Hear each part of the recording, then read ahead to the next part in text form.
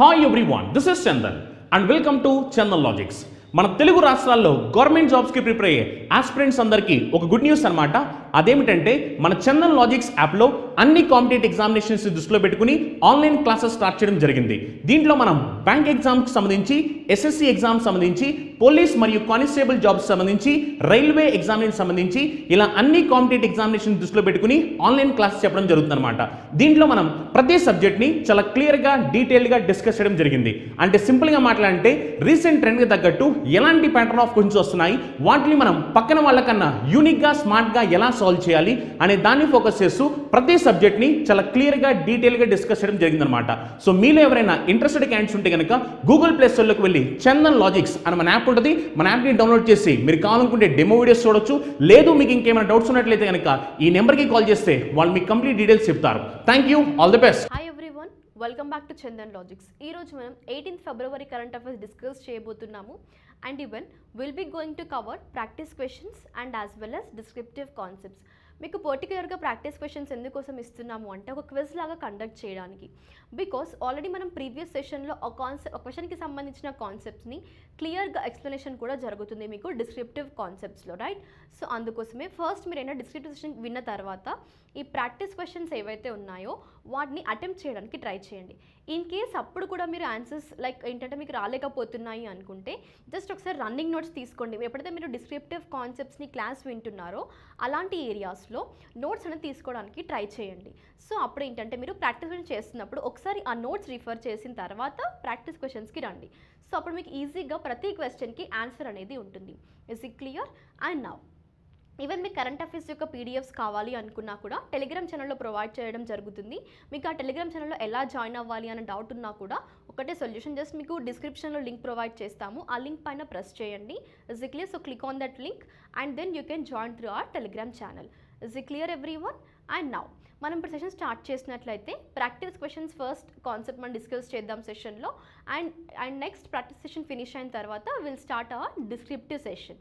So first ఇక్కడ మనకి practice క్వశ్చన్స్కి వెళ్ళినట్లయితే ఫోకస్ చేయండి. ఎప్పుడు కానీ క్వశ్చన్ ఎక్స్ప్లెయిన్ చేస్తున్నప్పుడు మీకు అసలు ఏ విధంగా మీరు క్వశ్చన్ని అప్రోచ్ అవ్వాలి. కొన్నిసార్లు ఆప్షన్స్ కన్ఫ్యూజన్లో ఉంటాయి, అంటే క్వశ్చన్ మీకు ఈజీగా అర్థమవుతుంది కానీ ఆప్షన్స్ చూసినప్పుడు అసలు ఏది ఆప్ట్ చేయాలి, ప్రతిదీ సిమిలర్గా ఉంటుంది. అండ్ కొన్నిసార్లు ఏంటంటే అసలు ఆప్షన్స్ కొత్తగా అనిపిస్తుంటాయి, రైట్? సో అలాంటప్పుడు మీరు ఎలిమినేషన్ ప్రాసెస్ ఎలా ఫాలో అవ్వాలి, లేదు అనుకున్నప్పుడు ఏదైనా సిమిలర్గా ఉన్న క్వశ్చన్కి రిలేటెడ్గా కూడా మనం ఆప్షన్స్ని సర్చ్ చేసుకోవచ్చు, రైట్? సో ఈ విధంగా. అండ్ కొన్నిసార్లు మనం కాన్సెప్ట్ డిస్కస్ చేస్తున్నప్పుడు ట్రిక్స్ ఫామ్ చేసుకుంటుంటాం. సో ఆ ట్రిక్ని యూస్ చేస్తూ ఆన్సర్ ఫైండ్ అవుట్ చేయడం, ఈ విధంగా మీకు ప్రాక్టీస్ అనేది జరుగుతుంది ఎగ్జామ్కి వెళ్ళేసరికి. సో మెయిన్ ఆ యొక్క ఆబ్జెక్టివ్తో ఇక్కడ ప్రాక్టీస్ క్వశ్చన్స్ అనేది ఇవ్వడం జరుగుతుంది. సో కాన్సన్ట్రేట్ చేయండి. ఫస్ట్ మనం క్వశ్చన్ స్టార్ట్ చేసినట్లయితే ఇక్కడ మనకి అగ్రి ఇన్ఫినిటీ అనే ఒక ప్రోగ్రామ్ని రీసెంట్గా one of the bank launch చేసింది. మరి ఆ బ్యాంక్ నేమ్ ఏంటి అనేది క్వశ్చన్. కానీ మీకు ఇక్కడ ఫస్ట్ ఒకసారి రివైజ్ చేసుకోండి. అగ్రి ఇన్ఫినిటీ అనే ప్రోగ్రామ్ ఎందుకోసమో డిజిటల్ సొల్యూషన్స్ని ఫైండ్ చేయడానికి. ఏ సెక్టార్లో మరి ఫుడ్ అండ్ అగ్రికల్చర్ సెక్టార్ ఏదైతే ఉందో మనకి ఫుడ్ అండ్ అగ్రికల్చర్ సెక్టార్లో పర్టికులర్గా డిజిటల్ సొల్యూషన్స్ని ఫైండ్ అవుట్ చేయడం కోసమే మనకి అగ్రి ఇన్ఫినిటీ అనే ప్రోగ్రామ్ని పర్టికులర్గా one of the bank launch చేసింది. అది మనం డిస్కస్ చేసాం ప్రీవియస్ సెషన్లో. ఒకసారి ఆప్షన్స్కి వెళ్తే మీకు గుర్తొస్తుంది answer. Yes Bank, Axis Bank, HDFC Bank or Kotak Mahindra Bank. మీ యొక్క ఆన్సర్ ఏంటి ఇక్కడ? ఆప్షన్ ఏ, ఎస్ బ్యాంక్ అనేది రీసెంట్గా ఈ యొక్క అగ్రి ఇన్ఫినిటీ ప్రోగ్రామ్ని లాంచ్ చేయడం జరిగింది. Is it clear? And then next క్వశ్చన్కి వెళ్ళినట్లయితే what is the name of the scheme which was recently launched by the social justice ministry. మరి ఎందుకోసము ఈ ఈ యొక్క చూసుకున్నా కూడా denotified tribal community, nomadic community లేదా సెమీ నోమాడిక్ ట్రైబల్ కమ్యూనిటీ, ఇక్కడ ఉన్న పీపుల్ ఎవరైతే ఉన్నారో పర్టికులర్ ఈ కేటగిరీకి సంబంధించిన వాళ్ళు, సో వీళ్ళ యొక్క ఇన్కమ్ లెవెల్స్ అవనివ్వండి, హెల్త్ సెక్టార్ అవనివ్వండి, ఎడ్యుకేషన్కి సంబంధించి, ఫినాన్షియల్కి సంబంధించి, ఇస్ ఇట్ క్లియర్? సో ఇలా పర్టికులర్గా మనం డిస్కస్ చేసాము.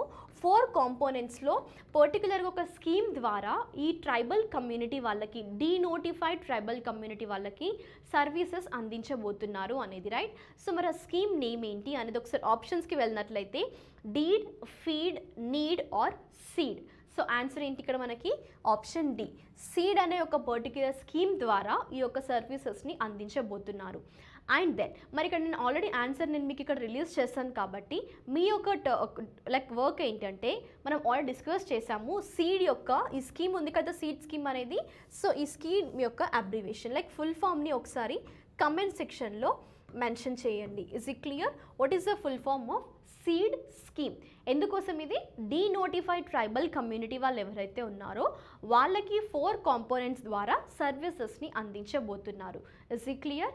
అండ్ దెన్ నెక్స్ట్ క్వశ్చన్కి వెళ్ళినట్లయితే రీసెంట్గా మనకి కున్సినిమ్ స్కీమ్ అనే ఒక స్కీమ్ని లాంచ్ చేశారు. అది ఏ యూనియన్ టెరిటరీ లాంచ్ చేసింది అనేది క్వశ్చన్. కానీ ఫస్ట్ ఎందుకోసం లాంచ్ చేశారు స్కీమ్ని అంటే డిఫరెంట్లీ ఏబుల్డ్ పర్సన్స్ ఎవరైతే ఉన్నారో ఈ డిఫరెంట్లీ ఏబుల్డ్ పర్సన్స్కి ఈవెన్ వాళ్ళు తీసుకునే ఎలక్ట్రానిక్ డివైజెస్ అవనివ్వండి, టెక్నాలజీ బేస్డ్ డివైజెస్ అవనివ్వండి, సో వాళ్ళకి అంటే నీడీ పీపుల్కి సర్వీసెస్ అందించే విధంగా ఈ యొక్క పర్టిక్యులర్ స్కీమ్ని లాంచ్ చేసింది ఒక union territory. And as well as మరి ఇంకొక అడ్వాంటేజ్ ఏంటంటే 90% సబ్సిడీ అనేది ఈ యొక్క స్కీమ్ ద్వారా అందించబోతున్నారు. అండ్ ఎవరికి మరి అది అందరికా కాదు, ఎవరికి స్పెషల్గా కేటగిరీ డిఫరెంట్లీ ఏబుల్డ్ కేటగిరీ ఎవరైతే ఉన్నారో పర్సన్స్ ఆ పీపుల్కి నీడీ పీపుల్కి 90% సబ్సిడీ వాళ్ళు తీసుకునే ఎలక్ట్రానిక్ డివైసెస్ పైన అందించబోతున్నారు. Is it clear? And now ఆప్షన్స్కి వెళ్ళినట్లయితే Puducherry, Lakshadweep, Delhi or Ladakh or Jammu and Kashmir. Next రీసెంట్గా మనకి బుక్స్ అండ్ ఆథర్స్ డిస్కస్ చేసినప్పుడు humane how the United States abandoned in peace and reinvented war అనేది. యాక్చువల్గా దీంట్లో మనకి నియర్లీ 3 వార్స్ గురించి ఆథర్ డిస్క్రైబ్ చేయడం జరిగింది.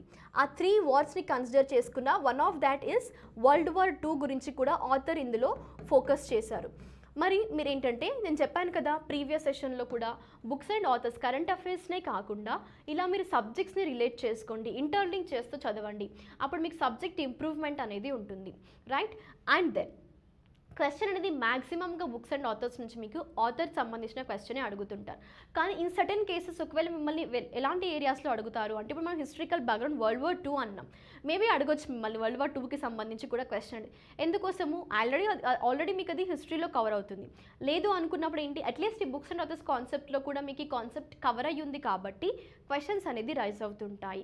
సో ఇలా ఇన్ డీటెయిల్గా కాన్సెప్ట్ చేస్తున్నారు అంటే మీకు ఎగ్జామినర్ ఏ విధంగా క్వశ్చన్ ఇచ్చినా ఐదర్ డైరెక్ట్ ఫార్మాట్ అవనివ్వండి, ఇండైరెక్ట్ ఫార్మాట్ అవనివ్వండి, ఏ విధంగా క్వశ్చన్ ఇచ్చినా కూడా మీరు ఆన్సర్ చేసే విధంగా మీ కేపబిలిటీని ఇంక్రీజ్ చేసుకోండి day by day. Is it clear?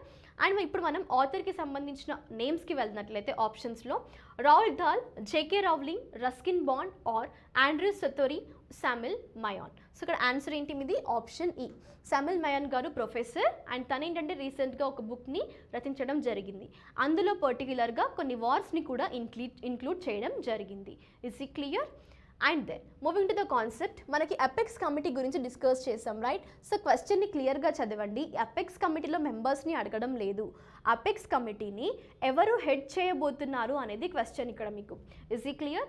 So ఇప్పుడు మీరు ఈ క్వశ్చన్ని ఏ విధంగా ఆన్సర్ చేయగలరు అంటే అపెక్స్ కమిటీ మెంబర్స్ ఎవరో తెలిస్తే ఒకవేళ ఆప్షన్స్లో ఆ మెంబర్స్ ఉంటే వాళ్ళని ఎలిమినేట్ చేసేయండి. దాని తర్వాత మిగిలిన ఏవైతే ఆప్షన్స్ ఉంటాయో దాంట్లో నుండి మీకు ఐడియా ఉన్న దాన్ని చూస్ చేసుకోవచ్చు. ఒకవేళ డైరెక్ట్ మీకు ఆన్సర్ తెలిస్తే it is far better. Is it clear? ఇక్కడ మనకి అపెక్స్ కమిటీని కూడా ఎందుకు ఫామ్ చేశారు? ఈ యొక్క G20 సెక్రటరియట్ ఉంది కదా, సో పర్టికులర్గా దాన్ని ఎందుకోసము అది దేనికి లింక్ అయింది? G20 ప్రెసిడెన్సీ అనేది ఇండియా 2022 డిసెంబర్ 1 నుండి 2023 నవంబర్ 31 వరకు తీసుకోబోతుంది కాబట్టి. Is it clear? So major ఈ యొక్క ఆబ్జెక్టివ్తో G20 సెక్రటరియట్ని గవర్నమెంట్ ఆఫ్ ఇండియా ఫామ్ చేసింది. సో ఇందులో అపెక్స్ కమిటీని కూడా సెటప్ చేశారు. దాంట్లో నియర్లీ మనకి home minister, external affairs, G20 sherpa గారు మెంబర్స్గా ఉండడం జరిగింది. అదర్ 1 మెంబర్ కూడా ఉన్నారు, ఒకసారి కమెంట్ సెక్షన్లో మెన్షన్ చేయండి. అండ్ ఈవెన్ దెన్ మనకి ఏంటంటే ఇప్పుడు మిగిలిన ఆప్షన్స్ ఏంటి? డి అండ్ ఈ కదా, మరి ఇందులో మీ యొక్క ఆన్సర్ ఏంటంటే ఆప్షన్ డి అన్నమాట. ఈ అపెక్స్ కమిటీని హెడ్ చేయబోతుంది మనకి ప్రైమ్ మినిస్టర్ గారు. Is it clear? And then దీంతో మన ప్రాక్టీస్ సెషన్ ఫినిష్ అయింది. ఇప్పుడు మనం ఎంటర్ అవ్వబోయేది డిస్క్రిప్టివ్ కాన్సెప్ట్స్ అన్నమాట. సో ఫస్ట్ ఇందులో మనం ఇంటర్నేషనల్ కరెంట్ అఫైర్స్ని కవర్ చేయబోతున్నాము. అండ్ ఈ యొక్క ఇంటర్నేషనల్ కరెంట్ అఫైర్స్కి వెళ్ళినట్లయితే ఫస్ట్ వన్ మనకి వరల్డ్ హెల్త్ ఆర్గనైజేషన్కి సంబంధించి కరెంట్ అఫైర్లో ఉంది. ఏంటది? WHO. మనం తరచుగా కూడా చాలాసార్లు వింటుంటున్నాం, రైట్? దేనికి సంబంధించి? వరల్డ్ హెల్త్ ఆర్గనైజేషన్ గురించి. మరి ఇప్పుడు కరెంట్ అఫైర్లో ఎందుకుంది అంటే రీసెంట్గా వరల్డ్ హెల్త్ ఆర్గనైజేషన్ ఏంటంటే కొన్ని సర్వేస్ ప్రకారము లైక్ రీసెంట్ కొన్ని డేటాస్ ప్రకారం కూడా ఇప్పుడు ఫోకస్ చేసేది ఏంటంటే డెత్స్ని ప్రివెంట్ చేయడానికి కూడా ఈ యొక్క ఇనిషియేటివ్ అని కూడా అనుకోవచ్చు మనం. అంటే బేసికల్ దేనికి సంబంధించి అంటే టొబాకోకి సంబంధించి. ఎక్కువగా ఈ టొబాకో ద్వారా చాలామంది చనిపోవడం జరుగుతుంది. నియర్లీ 8 మిలియన్ పీపుల్ అనేవాళ్ళు ఎవ్రీ ఇయర్ వాళ్ళ యొక్క లైఫ్ని లాస్ అవుతున్నారు. సో దీన్ని ఇంకా రెడ్యూస్ చేయడం కోసము టొబాకో యూస్ని కూడా ఒక అప్లికేషన్ లాంచ్ చేసింది WHO. అదే మనకి క్విట్ టొబాకో యాప్ అనే ఒక అప్లికేషన్. Is it clear? మరి ఈ క్విట్ టొబాకో యాప్ అనేది ఎలా యూస్ అవ్వబోతుంది అంటే even this will be going to see about and give the use of the tobacco in all forms, even including smokeless, ఇంకా ఏవైనా న్యూ ప్రోడక్ట్స్ ఉన్నాయో వాటికి సంబంధించి కూడా. And even which is also including, అంటే ఇది ఫస్ట్ టైం అనమాట ఇలా WHO ఇలాంటి ఒక యాప్ని తీసుకురావడము. అండ్ ఇదేంటంటే ఎక్కువగా ఫోకస్ చేసేది టొబాకోకి సంబంధించి and which helps the users to identify the triggers and set their targets and even including cravings. ఇంకా మనకి ఈ యొక్క క్విట్ టొబాకోని ఫోకస్ చేస్తూ అండ్ దెన్ మనకేంటంటే ఈ క్విట్ టొబాకో అప్లికేషన్ ఏదైతే ఉందో సో దీన్ని అండర్లింక్ చేసుకునేది you can see here which was launched by WHO SEAR. ఈ WHO SEAR అనేది ఏంటి అంటే సౌత్ ఈస్ట్ ఏషియన్ రీజియన్ ఏదైతే ఉందో పర్టికులర్గా ఈ రీజియన్కి సంబంధించి ప్రొడ్యూసర్స్ అయినా కన్జ్యూమర్స్ అయినా ఎక్కువగా ఉన్నారు టొబాకో ప్రోడక్ట్స్కి సంబంధించి. Nearly 1.6 million persons life loss అవుతున్నారు సౌత్ ఈస్ట్ ఏషియన్ రీజియన్లో. అందుకోసమే ఈ WHO south east Asian region ఎవరైతే ఉన్నారో ఈ యొక్క డైరెక్టర్ అనేవాళ్ళు సో తను రీసెంట్గా ఈ యొక్క యాప్ని లాంచ్ చేయడం జరిగింది. ఈవెన్ ఏంటంటే మనకి ఈ యొక్క పర్టిక్యులర్ అప్లికేషన్ ఏదైతే ఉందో దీనికి సంబంధించి అదర్ క్యాంపెయిన్ అంటే ఈ సౌత్ ఈస్ట్ ఏషియా రీజియన్లో అదర్ ప్రోగ్రామ్ అంటే ఇయర్ లాంగ్ ప్రోగ్రామ్ని కూడా కండక్ట్ చేస్తున్నారు టొబాకోని కంట్రోల్ చేయడం కోసం, యూజ్ ఆఫ్ టొబాకోని కంట్రోల్ చేయడం కోసం. అదర్ ఇయర్ లాంగ్ ప్రోగ్రామ్ ఏంటంటే కమిట్ టు క్విట్ అనే ఒక ప్రోగ్రామ్ ఆర్ క్యాంపెయిన్ అని చెప్పుకోవచ్చు. ఇది year long campaign commit to quit. అంటే ఒకవేళ క్వశ్చన్ మిమ్మల్ని సౌత్ ఈస్ట్ ఏషియన్ రీజియన్ ఈ WHOకి సంబంధించి టొబాకో కంట్రోల్ గురించి ఒక క్యాంపెయిన్ని లాంచ్ చేసింది, ఆ క్యాంపెయిన్ నేమ్ ఏంటి అన్నప్పుడు మీ యొక్క ఆన్సర్ ఏమవ్వాలి? కమిట్ టు క్విట్ అనే ఒక campaign. Is it clear? And then moving to next question, next concept మనకి బిజినెస్కి సంబంధించి సిడ్బీ అనేది కరెంట్ అఫైర్లో ఉంది. ఫస్ట్ అసలు సిడ్బీ అంటే ఏంటి? మనకి SIDBI stands for what? Small industries development bank of India. ఒకసారి క్లాస్ అయిన తర్వాత once you go through the functions so మీకు ఈజీగా అర్థమవుతుంది. అంటే ఇక్కడ మనకి ప్రస్తుతం ఉన్న కాన్సెప్ట్తో సిడ్బీ ఎందుకు రిలేట్ అయింది అనేది మీకు ఫంక్షన్స్ ఐడియా ఉంటే అంటే సిడ్బీ యొక్క రోల్ ఏంటి అని తెలిస్తే you can understand easily. And then moving to the concept ఏంటంటే సిడ్బీ రీసెంట్గా ఒక ప్రోగ్రామ్ని లాంచ్ చేసింది, అదే వేస్ట్ టు వెల్త్ ప్రోగ్రామ్ అనమాట. ఏంటది? Waste to wealth programme of 2022ను లాంచ్ చేయడం జరిగింది. మరి ఈ యొక్క ప్రోగ్రామ్ ఎలా యూజ్ అవ్వబోతుంది, ఏ కేటగిరీ ఆఫ్ పీపుల్కి యూజ్ అవ్వబోతుంది అంటే పర్టికులర్గా సుందర్బన్స్ వెస్ట్ బెంగాల్లో ఉన్న ఉమెన్ ఎవరైతే ఉన్నారో వాళ్ళని ఫోకస్ చేస్తూ ఈ వేస్ట్ టు వెల్త్ అనే ఒక ప్రోగ్రామ్ని లాంచ్ చేశారు. మరి ఇక్కడ మనకి ఏ విధంగా బెనిఫిట్ చేయబోతున్నారు మనకి సుందర్బన్స్లో వెస్ట్ బెంగాల్లో ఉన్న ఉమెన్కి అంటే యాక్చువల్గా ఇక్కడ ఈ రీజియన్లో ఉన్న ఉమెన్ ఎవరైతే ఉన్నారో వాళ్ళు ఏంటంటే ఫిష్ స్కేల్స్ నుండి ఆర్నమెంట్స్ని, షో పీసెస్ని, డెకరేటివ్ ఐటమ్స్ ఉంటాయి కదా వాటిని ప్రిపేర్ చేస్తుంటారు. సో ఈవెన్ వాళ్ళకి ఒక సస్టైనబుల్ లైవ్లీహుడ్ని ప్రొవైడ్ చేయడానికి అంటే ఇక్కడ రెవెన్యూ జనరేట్ చేస్తున్నారనమాట. Is it clear? వాళ్ళని ఈ విధంగా కొన్ని ప్రోగ్రామ్స్ కండక్ట్ చేస్తూ వాళ్ళకి ఒక సపోర్ట్ అనేది సిడ్బీ బ్యాంక్ ఇస్తుంది. Is it clear? సో ప్రస్తుతం మనకున్నది ఏంటి యాక్చువల్గా ప్రోగ్రామ్ ఏంటది? వేస్ట్ నుండి వెల్త్ అనే ఒక ప్రోగ్రామ్ని సిడ్బీ బ్యాంక్ తీసుకురావడం జరిగింది. And particularly for the people అంటే ఉమెన్ ఏ కేటగిరీకి సంబంధించి రీజియన్కి సంబంధించిన వాళ్ళు సుందర్బన్స్ వెస్ట్ బెంగాల్లో ఉన్న ఎవరైతే ఉమెన్ ఉన్నారో పర్టికులర్గా ఈవెన్ నియర్లీ 50 ఉమెన్కి ఇండైరెక్ట్గా కూడా ఇక్కడ మనకి రెవెన్యూ అనేది జనరేట్ అవుతుంది. అండ్ యాజ్ వెల్ అంటే ఒక సస్టైనబుల్ లైవ్లీహుడ్ని లీడ్ చేయడం కోసం సిడ్బీ అనేది ఇలా డిఫరెంట్ ఇనిషియేటివ్ని తీసుకుంటుంది. అందులో వన్ ఆఫ్ ద మిషన్కి వెళ్ళినట్లయితే స్వలంబం మిషన్ అనేది యాక్చువల్గా ప్రీవియస్గా కూడా సిడ్బీ బ్యాంక్ లాంచ్ చేసింది. ఆ స్వలంబం మిషన్ అనేది మేజర్ ఆబ్జెక్టివ్ ఏంటి అంటే ఇది ఆర్టిసన్స్ని ఇంకా సపోర్ట్ చేస్తుంది. ఎందుకోసము? సస్టైనబుల్గా అవ్వడం కోసము ఆర్టిసన్స్కి కూడా ఈ యొక్క మిషన్లో భాగంగానే సపోర్ట్ అనేది ఇస్తుంటుంది. సో ఇలా వేరియస్ వేస్లో సిడ్బీ బ్యాంక్ అనేది సపోర్ట్ ఇస్తుంది అనమాట. ఇప్పుడు మీకు ఏంటి ఇక్కడ అర్థం అవ్వాలి, సిడ్బీ బ్యాంక్ ఎందుకు ఇంటర్లింక్ అయింది అంటే ఫంక్షన్స్. ఒకసారి క్లాస్ అయిన తర్వాత సిడ్బీ బ్యాంక్ ఫంక్షన్స్ అని చూడండి. సో మీకు అప్పుడు ఈజీగా అర్థమవుతుంది ఎందుకోసం సిడ్బీ బ్యాంక్ ఇందులో ఇన్వాల్వ్ అయ్యింది అనేది. Is it clear? And next awards కాన్సెప్ట్కి వెళ్ళినట్లయితే కర్ణాటక బ్యాంక్ అనేది రీసెంట్గా 3 అవార్డ్స్ని కైవసం చేసుకుంది. ఆ 3 అవార్డ్స్ ఏంటి, కర్ణాటక బ్యాంక్ని ఎందుకు చూస్ చేసుకున్నారు అంటే కర్ణాటక బ్యాంక్ యొక్క వర్క్స్ ఏ విధంగా ఉన్నాయి, ఎలాంటి కన్సిడరేషన్స్ని తీసుకున్నారు అనేది ఇప్పుడు మనం డిస్కస్ చేయబోతున్నాము. ఫస్ట్ మనం ఏంటంటే ఈ యొక్క ఈవెంట్ గురించి వెళ్ళినట్లయితే ఈ అవార్డ్స్ అనేది రీసెంట్గా 2020-21 సంబంధించి next generation bank 17th annual conference awards అనమాట ఇవి. అండ్ ఇది యాక్చువల్గా ఇన్స్టిట్యూట్ చేసింది అవార్డ్స్ని ఇండియన్ బ్యాంక్స్ అసోసియేషన్ IBA. ఇక్కడ చూసుకోండి ఏ అసోసియేషన్ అది, Indian bank association. Is it clear? ఈ ఇండియన్ బ్యాంక్ అసోసియేషన్ యొక్క functions established year, if possible association సంబంధించి ఏదైనా ఎక్స్టర్నల్ ఇన్ఫర్మేషన్ కూడా మీకు ఇంకా తెలుసుకోవాలి అనుకుంటే it is far better. So ఒకసారి ఈ యొక్క టర్మినాలజీ యొక్క ఆర్గనైజేషన్కి సంబంధించి మీరు క్లాస్ అయిన తర్వాత నోట్స్ అనేది తీసుకోండి. ఇలా నేను మీకు క్లాస్ అయిన తర్వాత నోట్స్ తీసుకోండి, ఈ కాన్సెప్ట్ ద్వారా వెళ్ళండి నేను ఎందుకు చెప్తున్నాను అంటే మీకు మళ్ళీ ఇదే కాన్సెప్ట్స్ ఫర్దర్ క్లాసెస్లో కూడా యూజ్ అవుతుంటాయి. సో అప్పుడు ఏంటంటే మీకు మళ్ళీ కొత్తగా విన్నట్టు కాకుండా ఆ ఒక టర్మినాలజీస్ ఆల్రెడీ మీ దగ్గర నోట్స్ ఉంటే మీరు రివిజన్ కూడా యూజ్ అవుతుంది. Is it clear? ఇప్పుడు సపోజ్ మనకి WHO గురించి పాండమిక్ సిచ్యువేషన్లో ప్రీవియస్ ఇయర్స్ నుండి కరెంట్ అఫైర్స్లో చాలాసార్లు డిస్కస్ చేస్తున్నాం. అసలు మీకు WHO అనేది ఏంటి అనేది ఫస్ట్ ఐడియా ఉంటే మీరు ఏంటంటే ఈజీగా మళ్ళీ ఆ కాన్సెప్ట్స్ వస్తున్నప్పుడు మీకు అది first time revision, second time revision ఈ విధంగా చాలాసార్లు యూజ్ అవుతుంది. So at the point of your examination, ఇంకా ఎగ్జామినేషన్ టైంలో మీరు మళ్ళీ దాన్ని చదవాల్సిన అవసరం లేదు, మీకు అది నోటెడ్ అయ్యి ఉంటుంది. సో ఇలా మీరు ఏంటంటే ఒక ప్రొసీజర్ని ఫాలో అవుతూ ఉండండి కాంపిటేటివ్ ఎగ్జామ్స్కి ప్రిపేర్ అవుతున్నప్పుడు. Is it clear? And then యాక్చువల్గా మనకి కాన్సెప్ట్లోకి వెళ్ళినట్లయితే కర్ణాటక బ్యాంక్కి సంబంధించి రీసెంట్గా చేసిన అవార్డ్స్ ఏంటంటే under the categories of best technology bank of the year. So question maybe మిమ్మల్ని best technology bank of the year అనేది రీసెంట్గా ఏ బ్యాంక్ కైవసం చేసుకుంది అంటారు. మీ యొక్క ఆన్సర్ ఏమవ్వాలి? Karnataka bank.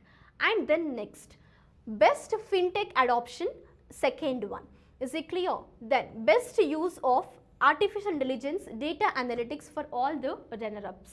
Is it clear? So ఈ యొక్క 3 కేటగిరీస్లో యాక్చువల్గా కర్ణాటక బ్యాంక్ అనేది 3 అవార్డ్స్ని తీసుకోవడం జరిగింది. మరి ఎలాంటి కన్సిడరేషన్స్ని, కర్ణాటక బ్యాంక్ యొక్క హిస్టరీ ఏంటి అంటే నియర్గా కర్ణాటక బ్యాంక్ ఉన్న history more than 90 years of establishment అనమాట.